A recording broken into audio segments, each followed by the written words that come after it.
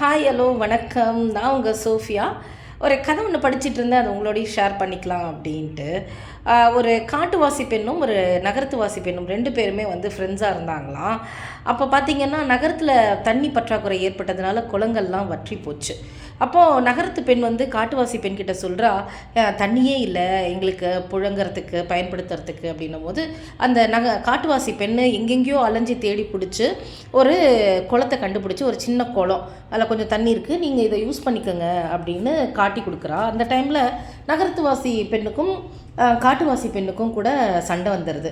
இது நான் கண்டுபிடிச்சது 2 பேரும் சண்டை போட்டுட்ருக்காங்க. அந்த டைமில் பார்த்திங்கன்னா ஒரு பண்ணையார் அந்த வழியாக கடந்து போகிறாரு. அவர் என்ன சொல்கிறாரு அப்படின்னா, இல்லை இது வந்து உங்கள் 2 பேருதும் கிடையாது, என்னோடது தான். இனிமேட்டுக்கு நீங்கள் வந்து பயன்படுத்தக்கூடிய இந்த தண்ணீரை வந்து காசு கொடுத்துட்டு, ஒரு பானைக்கு இவ்வளோ அப்படின்னு காசு கொடுத்துட்டு தான் நீங்கள் பயன்படுத்தணும் அப்படின்னு அவர் சொல்லிடுறாரு. இதில் 2 மாரல் நம்ம பார்க்குறோம். எனக்கு தெரிஞ்சது 2 நான் சொல்கிறேன், உங்களுக்கு தெரிஞ்ச மாரலை நீங்கள் சொல்லுங்கள். ஒன்று வந்து நட்புக்குள்ளேயோ உறவுகளுக்குள்ளேயோ இல்லை கணவன் மனைவிக்குள்ளேயோ ஏதாவது பஞ்சாயத்து அப்படின்னா, நம்ம பஞ்சாயத்து தலைவராக ஒருத்தரை உள்ளே கொண்டு வருவோம், 3வது மனுஷரை.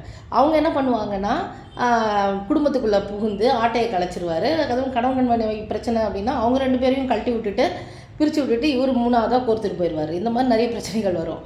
இது ஒரு விஷயம். அதாவது நமக்குள்ளே பிரச்சனை வரும்போது நம்ம உட்காந்து பேசி தீர்த்துக்கணும், அடிச்சிக்கணும், பிடிச்சிக்கணும், எல்லாமே நமக்குள்ளேயே பண்ணி முடிச்சிடணும். 3வது மனுஷங்களாம் யாரையும் வரவிடக்கூடாது.